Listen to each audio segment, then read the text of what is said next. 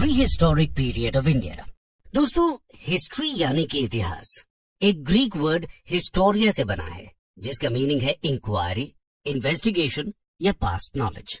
हम सभी जानते हैं कि अतीत का अध्ययन पिछली घटनाओं के साथ साथ इन घटनाओं से जुड़े खोज, संग्रह और व्याख्या से संबंधित होता है, और इसी कारण हिस्ट्री के रिकंस्ट्रक्शन में हिस्टोरिकल सोर्सेज की एक अहम भूमिका होती है। इन सोर्सेज को दो भागों में विभाजित किया जा सकता है। पहला नॉन लिटरेरी सोर्सेज और दूसरा literary sources. Non literary sources में कॉइन्स, इंस्क्रिप्शंस, मॉन्यूमेंट्स और आर्कियोलॉजिकल रिमेन्स शामिल होते हैं। हिस्टोरियंस के अनुसार पास्ट की स्टडी को प्री हिस्ट्री, प्रोटो हिस्ट्री और हिस्ट्री में विभाजित किया गया है। प्री हिस्ट्री इतिहास के उस हिस्से से जुड़ा है जब राइटिंग यानी कि लेखन का आविष्कार नहीं हुआ था। इस दौर का उपलब्ध ज्ञान कुछ आर्कियोलॉजिकल एविडेंसेस पर आधारित है, जैसे कि उस समय की पॉटरी, आर्टिफैक्ट्स, स्टोन टूल्स और मेटल इम्प्लीमेंट्स जो कई प्री हिस्टोरिक साइट से प्राप्त हुए हैं। वहीं दूसरी तरफ आर्कियोलॉजिकल सोर्सेज के साथ साथ रिटन एविडेंस का युग हिस्ट्री का निर्माण करता है। इसके अलावा प्री हिस्ट्री और हिस्ट्री के बीच के दौर को प्रोटो हिस्ट्री के रूप में जाना जाता है। ये उस टाइम पीरियड को इंडिकेट करता है जिसके रिटन रिकॉर्ड्स तो अवेलेबल हैं, लेकिन उनकी स्क्रिप्ट डिसाइफर न होने के कारण हिस्टोरियंस उस इंफॉर्मेशन को डिकोड नहीं कर पाए हैं। आज हम इंडिया के प्री हिस्टोरिक पीरियड के बारे में विस्तार से चर्चा करेंगे। इसमें लगभग 200,000 बीसी से लेकर 3,500 to 2,500 बीसी तक का टाइम पीरियड आता है। माना जाता है कि इस प्रारंभिक काल में भारतीय मानव नेग्रिटो रेस के थे और हंटिंग, गैदरिंग जैसी एक्टिविटीज के जरिए अपना जीवन यापन करते थे। प्री हिस्टोरिक एज में डिफरेंट फेजेस में धीरे धीरे मानव सेटल्ड लाइफ की तरफ आगे बढ़ता है। तो आइए विस्तार से समझते हैं ह्यूमन हिस्ट्री की इस फाउंडेशन एज को, प्री हिस्टोरिक पीरियड। इंडिया में प्री हिस्टोरिक एज की शुरुआत स्टोन एज से होती है। मानव के इस प्रारंभिक काल के बारे में कुछ आर्कियोलॉजिकल एविडेंस मिले हैं, जिनमें पत्थर के औजार यानी कि स्टोन टूल्स सबसे ज्यादा मात्रा में पाए गए हैं। ये संभावना है कि लोगों ने पत्थर, लकड़ी और हड्डी के टूल्स और वेपन्स बनाए और उनका इस्तेमाल किया, जिनमें से स्टोन टूल्स सबसे अच्छे रूप में आज तक संरक्षित हैं। इसीलिए इस काल को लिथिक एज या स्टोन एज कहा जाता है। जियोलॉजिकल एज स्टोन टूल्स के टाइप्स और प्री हिस्टोरिक लोगों के लाइफस्टाइल के आधार पर स्टोन एज को मुख्य रूप से 3 प्रकार में वर्गीकृत किया गया है। पहला पेलियोलिथिक एज यानी ओल्ड स्टोन एज, दूसरा मेसोलिथिक एज यानी मिडिल स्टोन एज और तीसरा नियोलिथिक एज यानी न्यू स्टोन एज। आइए इस दौर को विस्तार से समझते हैं। पेलियोलिथिक एज, जो कि 30,000 बीसी से 10,000 बीसी के बीच मानी जाती है। पेलियोलिथिक शब्द 2 ग्रीक वर्ड से बना है, पेलियो जिसका अर्थ है पुराना और लिथोस जिसका अर्थ है स्टोन, और इस तरह ये नाम स्टोन टूल्स के महत्व को दर्शाता है। पेलियोलिथिक पीरियड की ये लंबी अवधि मानव इतिहास के 99% हिस्से को कवर करती है। भारत में पेलियोलिथिक पीरियड के सबसे पहले आर्कियोलॉजिकल एविडेंस की डिस्कवरी का श्रेय जियोग्राफिकल सर्वे ऑफ इंडिया के जियोलॉजिस्ट रॉबर्ट ब्रूस फुट को दिया जाता है। उन्होंने 1863 में तमिलनाडु राज्य के पल्लवपुरम डिस्ट्रिक्ट में पल्लवरम हैंडैक्स की खोज की थी। इसी कारण उन्हें father of pre historic archaeology भी कहा जाता है। दोस्तों, प्राचीन लोगों के द्वारा उपयोग किए जाने वाले स्टोन टूल्स और क्लाइमेट के डिफरेंसेस के आधार पर इस युग को 3 फेजेस में बांटा गया है। इसमें पहला फेज है लोअर पेलियोलिथिक एज, जो 30,000 बीसी से 100,000 बीसी तक के पीरियड को कवर करता है। ये दौर आइस एज का था और इस दौर का मानव मुख्य रूप से हंटर और गैदरर था। खोजकर्ताओं के अनुसार उस समय ह्यूमंस बिना पॉलिश किए हुए रफ और हेवी स्टोन टूल्स जैसे कि हैंड एक्सेस, चॉपर्स और क्लीवर्स का इस्तेमाल किया करते थे। औजार बनाने के लिए लाइमस्टोन्स का भी प्रयोग किया जाता था। महाराष्ट्र राज्य का एक छोटा सा शहर बोरी ओल्डेस्ट लोअर पेलियोलिथिक साइट्स में से एक है। इसके अलावा कश्मीर वैली, राजस्थान के दिदवाना डेजर्ट एरिया और थार डेजर्ट में भी अनेक स्थल मिले हैं। चूंकि इस युग में स्टोन के टूल्स महत्वपूर्ण थे, इसीलिए लोगों ने ऐसी जगहों को खोजने की कोशिश की जहां अच्छी क्वालिटी के स्टोन आसानी से उपलब्ध हों। ऐसी साइट्स पर प्राचीन लोग स्टोन टूल्स बनाते थे और उन्हीं स्थानों को फैक्ट्री साइट्स के रूप में जाना जाता था। इनमें केव्स और शेल्टर्स भी शामिल हैं, जहां लोग लंबे समय तक आश्रय भी लिया करते थे। इन्हें हैबिटेशन कम फैक्ट्री साइट्स कहा जाने लगा। लोगों ने इन नेचुरल केव्स को इसलिए चुना क्योंकि ये बारिश, गर्मी और तेज हवा से उन्हें बचाने की जगह प्रदान करती थी। विंध्यास और डेक्कन प्लेटो में नेचुरल केव्स और शेल्टर्स पाए जाते हैं। ये रॉक शेल्टर्स नर्मदा घाटी के पास हैं। मध्य प्रदेश में स्थित भीमबेटका केव्स और रॉक शेल्टर्स इन्हीं साइट्स का एक महत्वपूर्ण उदाहरण है। इस दौर के विभिन्न प्रकार के स्टोन टूल्स उत्तर प्रदेश की बेलान घाटी में भी पाए गए हैं, जो विंध्यास फुटहिल्स में स्थित है। इसके साथ ही आंध्र प्रदेश के नागार्जुना कोंडा में भी लोअर पेलियोलिथिक एज के साक्ष्य मिलते हैं। इस दौर की अन्य मुख्य साइट्स में गुजरात का सौराष्ट्र रीजन, डेक्कन प्लेटो और छोटा नागपुर प्लेटो शामिल है। अब बात करते हैं दूसरे फेज यानी मिडिल पेलियोलिथिक एज की, जो 100,000 बीसी से 40,000 बीसी के बीच का काल था। दोस्तों, मिडिल पेलियोलिथिक एज में ह्यूमंस ने शार्प और पॉइंटेड टूल्स जैसे फ्लेक्स, ब्लेड्स और पॉइंटर्स बनाना शुरू किया था। वे छोटे एनिमल्स को मारने के लिए और मीट कटिंग के लिए इन उपकरणों का इस्तेमाल करते थे। लोअर पेलियोलिथिक एज की तुलना में इस दौर के टूल्स छोटे, हल्के और पतले थे। इस युग के अवशेष नर्मदा नदी के किनारे कई स्थानों पर और तुंगभद्रा नदी के दक्षिण में भी कई स्थानों पर पाए जाते हैं। इसके अलावा राजस्थान की लूनी वैली, यूपी की बेलन वैली और एमपी की भीमबेटका केव्स भी इस दौर के मुख्य स्थलों में शामिल है। तीसरा फेज है अपर पेलियोलिथिक एज, जो 40,000 बीसी से 10,000 बीसी तक का पीरियड था। दोस्तों, अपर पेलियोलिथिक एज आइस एज के लास्ट फेज के साथ कोइंसाइड करता था, जब क्लाइमेट तुलनात्मक रूप से वार्मर और ह्यूमिडिटी कम हो चुकी थी। इस दौर को आधुनिक लोगों की उपस्थिति का प्रतीक माना जाता है। इस एज के साथ ही मॉडर्न ह्यूमन बीइंग स्पीशीज यानी कि होमो सेपियंस का उद्भव हुआ था। इस समय के स्टोन टूल्स में टेक्नोलॉजिकल एडवांसमेंट्स देखने को मिलते हैं। Needles, burins, fishing tools, parallel sided blades और बोरिंग टूल्स जैसे उपकरणों का आविष्कार इस दौर में हुआ। इंडिया में ब्लेड्स और ब्यूरेंस के उपयोग के साक्ष्य Andhra Pradesh, Karnataka, Maharashtra, MP, southern UP, Jharkhand और आसपास के क्षेत्रों में पाए गए। गुजरात सैंड ड्यून्स के अपर लेवल्स में भी ब्लेड्स, स्क्रैपर्स और फ्लेक्स जैसे टूल्स पाए गए हैं। इसके साथ ही बोन टूल्स जैसी विशेषता केवल आंध्र प्रदेश के कुर्नूल और मुच्छातला चिंतामणि गावी केव साइट्स पर पाए गए हैं। तो दोस्तों, अभी तक हमने पेलियोलिथिक एज को समझा। लगभग 12,000 बीसी से लेकर 10,000 बीसी तक की अवधि में क्लाइमेट चेंज के साक्ष्य पाए जाते हैं। इस समय के साथ ही मेसोलिथिक एज की शुरुआत हुई थी। तापमान में वृद्धि और जलवायु परिवर्तन के कारण आइस मेल्टिंग और फ्लोरा फौना में कई बदलाव हुए और इसी के साथ ह्यूमंस की जीवन शैली और उपयोग में किए जाने वाले टूल्स में भी एडवांसमेंट्स देखने को मिले। आइए एक नजर डालते हैं मेसोलिथिक एज की विशेषताओं पर। Mesolithic age 10,000 BC to 6,000 BC. Mesolithic शब्द दो ग्रीक वर्ड्स मेसो और लिथोस से लिया गया है। लिथोस का अर्थ स्टोन होता है, ये तो हमने पहले ही समझ लिया है। मेसो का अर्थ होता है मिडिल, इसीलिए प्री हिस्ट्री के इस मेसोलिथिक स्टेज को मिडिल स्टोन एज के रूप में भी जाना जाता है। मेसोलिथिक कल्चर पेलियोलिथिक की तुलना में अधिक मॉडर्न और डाइवर्सिटी के लिए जाना जाता है। गंगा प्लेन्स में फर्स्ट ह्यूमन कॉलोनाइजेशन इसी अवधि के दौरान हुआ था। इस युग के टूल्स में माइक्रोलिथ्स सबसे प्रमुख उपकरण थे। माइक्रोलिथ्स एक प्रकार के मिनिएचर स्टोन टूल्स थे जो आमतौर पर क्रिप्टोक्रिस्टलाइन सिलिका या चर्ट जैसे फाइनली ग्रेन्ड रॉक से बने होते थे। इन माइक्रोलिथ्स का इस्तेमाल ह्यूमंस छोटे जानवरों और पक्षियों का शिकार करने के लिए किया करते थे। इसके अलावा इनका कॉम्पोजिट टूल्स बनाने के लिए उपयोग होता था। इन कॉम्पोजिट टूल्स का प्लांट गैदरिंग, हार्वेस्टिंग, ग्रेटिंग इत्यादि जैसे काम के लिए इस्तेमाल किया जाता था।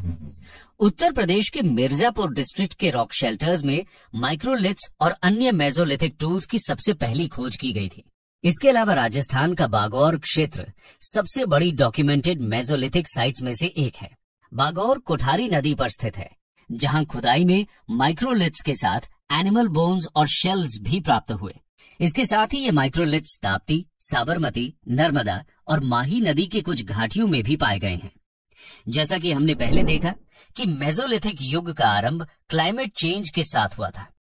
तापमान की वृद्धि के कारण कई क्षेत्रों में ग्रासलैंड्स का विकास होने लगा, जिसके परिणाम स्वरूप डियर, एंटीलोप, गोट, शीप और कैटल यानी कि घास पर जीवित रहने वाले जानवरों की संख्या में वृद्धि हुई। जहां अभी तक ह्यूमंस हंटर गैदरर के रूप में जीवन बिता रहे थे, अब वो एनिमल डोमेस्टिकेशन, उनके फूड हैबिट्स और ब्रीडिंग सीजन्स के बारे में सीखने लगे। मध्य प्रदेश के आदमगढ़ में एनिमल डोमेस्टिकेशन का सबसे पुराना साक्ष्य मिलता है। डोमेस्टिकेटेड एनिमल्स में पहला वाइल्ड डॉग था। इसके अलावा शीप और गोट सबसे आम पालतू जानवर हुआ करते थे। मेसोलिथिक ह्यूमंस ने जानवरों की खाल के बने कपड़े भी पहनना शुरू कर दिया था। इसके साथ साथ मेसोलिथिक एज वो दौर था जब सबकॉन्टिनेंट के विभिन्न भागों में व्हीट, बार्ली और राइस सहित कई और अनाज प्राकृतिक रूप से उगने लगे थे। इसके अलावा मेसोलिथिक लोग आर्ट लवर्स भी थे और उन्होंने रॉक पेंटिंग्स की शुरुआत की। इन पेंटिंग्स की थीम ज्यादातर वाइल्ड एनिमल्स, हंटिंग, डांसिंग जैसी एक्टिविटीज को डिपिक्ट करती है। पूरे इंडिया में लगभग 150 मेसोलिथिक रॉक आर्ट साइट्स हैं, जिनमें एमपी की भीमबेटका केव्स, कारवाड़, जाओरा, ओडिशा का संभलपुर और सुंदरगढ़ और केरला का एरुथु गुहा जैसे समृद्ध साइट्स शामिल हैं। ये रॉक पेंटिंग्स धार्मिक प्रथाओं के विकास को भी दर्शाते हैं। पेलियोलिथिक युग के विपरीत इस युग के लोग मृत्यु के बाद जीवन में विश्वास करते थे और इसीलिए उन्होंने ह्यूमन और एनिमल डेड बॉडीज को फूड आइटम्स और दूसरे वस्तुओं के साथ दफनाने का रिचुअल शुरू किया था। गुजरात में स्थित लंगनाज और वेस्ट बंगाल में स्थित बुरहानपुर भी महत्वपूर्ण मेसोलिथिक साइट्स में शामिल हैं। इन साइट्स से वाइल्ड एनिमल्स जैसे कि राइनोसोरस और ब्लैक बक की बोन्स और ह्यूमन स्केलेटन्स के साथ बड़ी संख्या में माइक्रोलिथ्स बरामद किए गए हैं। दोस्तों, मेसोलिथिक काल के बाद 6000 बीसी से 1000 बीसी तक का दौर स्टोन एज के लास्ट फेज नियोलिथिक एज के रूप में जाना जाता है। आइए नियोलिथिक पीरियड की विशेषताओं पर नजर डालते हैं। Neolithic age 6000 BC to 1000 BC. Neolithic शब्द ग्रीक शब्द नियो से लिया गया है, जिसका अर्थ है नया। इस प्रकार नियोलिथिक युग न्यू स्टोन एज को रेफर करता है। प्रसिद्ध आर्कियोलॉजिस्ट गॉर्डन चाइल्ड ने अपनी किताब मैन मेक्स हिमसेल्फ में लिखा है कि नियोलिथिक युग ने मनुष्य के जीवन में एक क्रांति ला दी। उनके द्वारा इस क्रांति को नियोलिथिक रेवोल्यूशन का नाम दिया गया। जिस प्रकार हमने देखा कि पेलियोलिथिक एज में ह्यूमंस पूरी तरह से नेचर पर डिपेंडेंट और हंटर गैदरर थे और मेसोलिथिक एज में ह्यूमंस द्वारा एनिमल डोमेस्टिकेशन शुरू हुआ। परिवर्तन और आधुनिकता की श्रृंखला में नियोलिथिक एज में मानव फूड गैदरर से फूड प्रोड्यूसर बन गए। नियोलिथिक पीरियड अपनी एग्रीकल्चरल प्रैक्टिसेस की शुरुआत के लिए महत्वपूर्ण है। यूपी के इलाहाबाद के पास स्थित कोल्डिवा और महागारा भारत ही नहीं बल्कि पूरी दुनिया में राइस कल्टीवेशन का सबसे पुराना प्रमाण प्रदान करते हैं।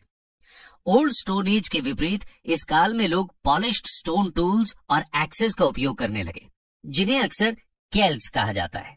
ये टूल्स पहले के क्रूड फ्लेक्ड स्टोन की तुलना में अधिक रिफाइंड दिखाई देते हैं। इसके साथ ही वे बोन से बने टूल्स भी इस्तेमाल करते थे, जैसे needles, scrapers, borers, arrowheads etcetera. नए पॉलिश्ड टूल्स के उपयोग से ह्यूमंस के लिए खेती, शिकार और अन्य कामों को बेहतर तरीके से करना आसान हो गया। बिहार के चिरांद साइट से बोन से बने वेपन्स प्राप्त हुए हैं। अगर हम एग्रीकल्चर की बात करें तो नियोलिथिक एज के लोग फलों के साथ रागी, कॉटन, राइस, व्हीट, बार्ली और हॉर्स ग्राम ग्रो करते थे। इसके साथ ही डोमेस्टिकेटेड एनिमल्स में कैटल, शीप और गोट शामिल थे।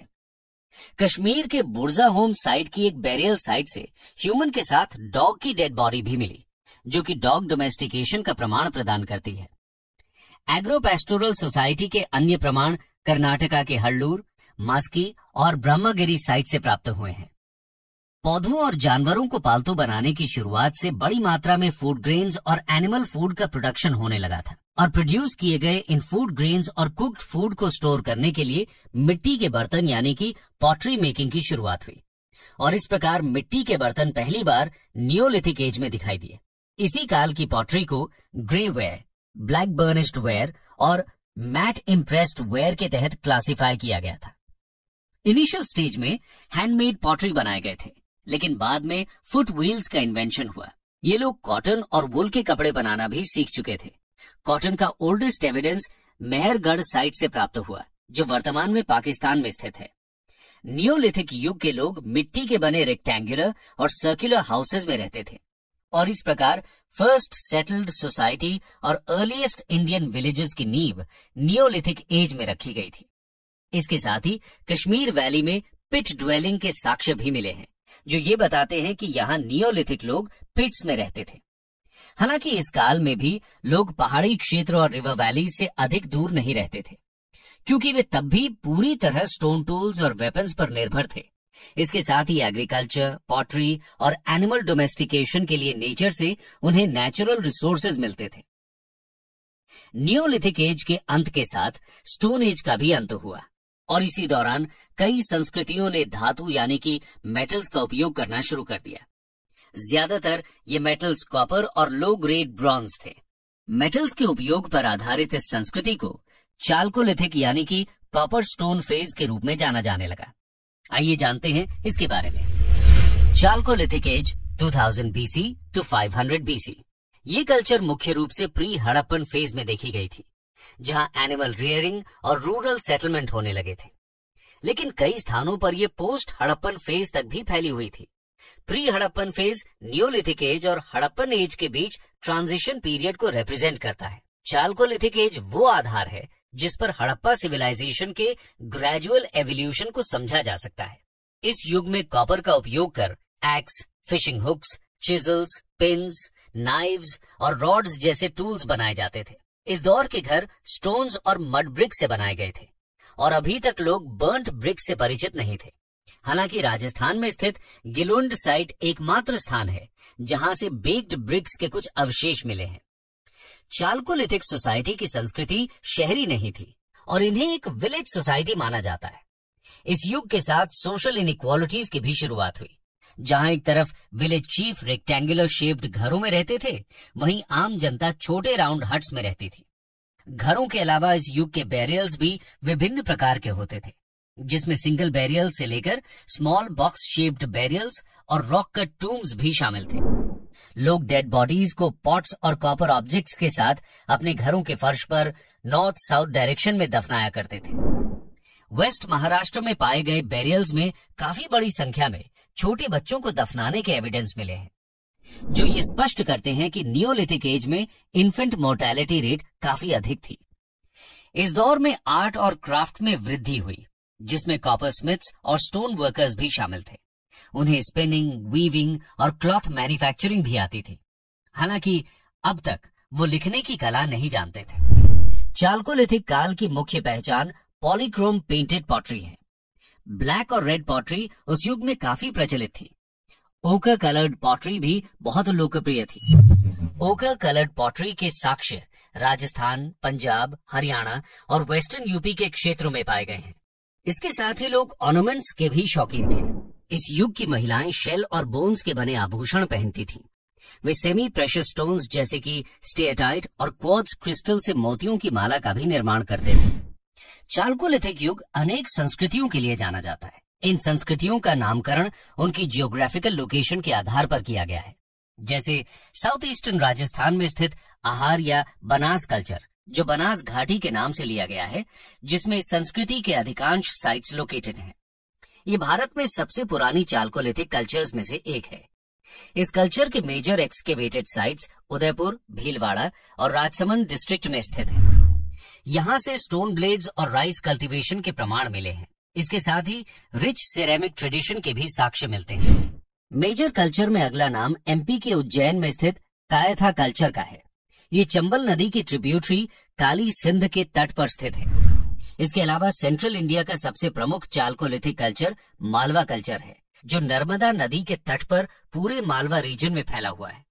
यहाँ से व्हीट, बार्ली, ऑयल सीड, ज्वार, राइस, लेग्यूम्स जैसे फूड ग्रेन्स के साथ टेराकोटा से बनी बुल फिगरीन्स भी प्राप्त हुए। वेस्टर्न महाराष्ट्र का जोरवे कल्चर प्रवरा नदी के तट पर स्थित है। अहमदनगर का दाइमाबाद क्षेत्र जोरवे कल्चर का एक प्रमुख स्थल है। यहाँ ब्रॉन्ज के बने elephants, rhinoceros, two wheeled chariot जैसे ऑब्जेक्ट्स प्राप्त हुए। अन्य प्रमुख साइट्स में बिहार का चिरांद, एमपी का नेवादा, गुजरात का रंगपुर और महाराष्ट्र का इमाम गांव और नासिक शामिल हैं। इस प्रकार कुल मिलाकर भारत में चाल्कोलिथिक साइट्स रीजनल डाइवर्सिटी को दर्शाते हैं। अभी तक हमने स्टोन एज के अलग अलग फेजेस के बारे में जाना। इन सभी पीरियड्स में जो बात कॉमन थी वो है स्टोन और टूल्स, यानी कि स्टोन का इस्तेमाल टूल्स या फिर वेपन बनाने के लिए किया जाता था। लेकिन 1000 बीसी के आसपास भारत में एक और पीरियड इमर्ज हुआ जहां स्टोन्स का इस्तेमाल टूल्स के अलावा बेरियल्स और मेमोरियल्स यानी कि कब्र और स्मारक बनाने के लिए किया जाता था, और इस फेज को कहते हैं मेगालिथिक पीरियड। आइए देखते हैं इस फेज को थोड़े विस्तार से। Megalithic period 1000 to 500 BC. Megalith का शाब्दिक अर्थ बिग स्टोन्स होता है, और इस कल्चर में एक सिंगल लार्ज स्टोन का उपयोग कर बेरियल्स या मेमोरियल्स का निर्माण किया जाता था। इन मेगालिथिक स्ट्रक्चर्स को दो श्रेणियों में विभाजित किया जा सकता है, एक पॉलीलिथिक टाइप और दूसरा मोनोलिथिक टाइप। पॉलीलिथिक स्ट्रक्चर को बनाने के लिए एक से अधिक स्टोन्स का उपयोग किया जाता था, और मोनोलिथिक स्ट्रक्चर में सिर्फ एक ही स्टोन से इस्तेमाल होता था। हालांकि ये स्ट्रक्चर्स भारत में कई जगहों पर पाए गए हैं, लेकिन मेगालिथिक कल्चर विशेष रूप से सदर्न इंडिया की विशेषता है। साउथ इंडिया में बड़ी संख्या में विभिन्न प्रकार के मेगालिथिक ग्रेव्स और मेमोरियल्स पाए गए हैं, जिनमें कर्नाटका के मास्की और गुलबर्गा क्षेत्र में मेनहीर मेगालिथिक बेरियल्स, आंध्र प्रदेश और केरला के हुड स्टोन मेमोरियल्स, केरला का अम्ब्रेला स्टोन ग्रेव शामिल हैं। इसके अलावा कर्नाटका के ब्रह्मगिरी और तमिलनाडु के चेंगलपट्टू में डोलमेन शेप्ड टूम और कोचिन के रॉक कट केव मेमोरियल्स पाए गए हैं। नॉर्दर्न इंडिया में ऐसे मेगालिथ्स कश्मीर के वास्तल और ब्रा और इसके साथ ही उत्तर प्रदेश के बांदा, इलाहाबाद, मिर्जापुर और वाराणसी डिस्ट्रिक्ट्स में पाए गए हैं। इसके अलावा महाराष्ट्र में अधिकांश स्मारक विदर्भ रीजन में पाए गए हैं। खोजकर्ताओं को इन सभी बेरियल्स में कुछ कॉमन फीचर्स मिले। आमतौर पर डेड बॉडीज के साथ रेड और ब्लैक वेयर पॉट्स को दफनाया जाता था। इसके अलावा आयरन के बने टूल्स, वेपन्स और स्टोन और गोल्ड के ऑर्नामेंट्स भी मिले।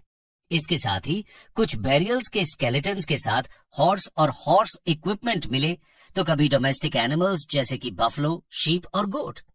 उदाहरण स्वरूप कर्नाटका के ब्रह्मगिरी साइट में स्केलेटन के साथ 33 गोल्ड बीड्स, 2 स्टोन बीड्स और 4 कॉपर बैंगल्स मिले।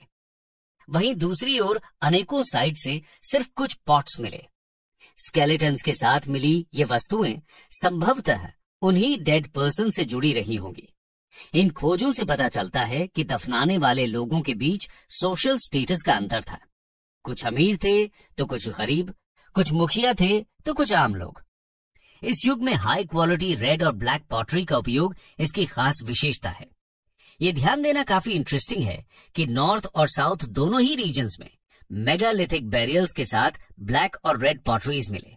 इन पॉटरीज में कुछ रीजनल वेरिएशंस भी जरूर दिखे, लेकिन इन्हें बनाने की तकनीक, उसकी साज सज्जा में कोई बड़ा अंतर नहीं था। इसके अलावा इन मेगालिथिक बेरियल्स में आयरन ऑब्जेक्ट्स की खोज से यह पता चलता है कि ये कल्चरल पीरियड आयरन एज से जुड़ा हुआ होगा। आर्कियोलॉजिकल एविडेंस के हिसाब से इंडिया में आयरन का इस्तेमाल 1000 बीसी से 500 बीसी के बीच विस्तृत रूप से होने लगा था। जहां एक ओर इस दौर में आयरन टूल्स और वेपन्स आम हो गए थे, वहीं इसके साथ साथ डेटेड लिटरेचर भी लिखा जाने लगा था। इस प्रकार मेगालिथिक पीरियड आयरन एज की उस अवधि को मार्क करता है जहां प्री हिस्ट्री की समाप्ति और हिस्ट्री की शुरुआत का एक ट्रांजिशन फेज देखने को मिलता है।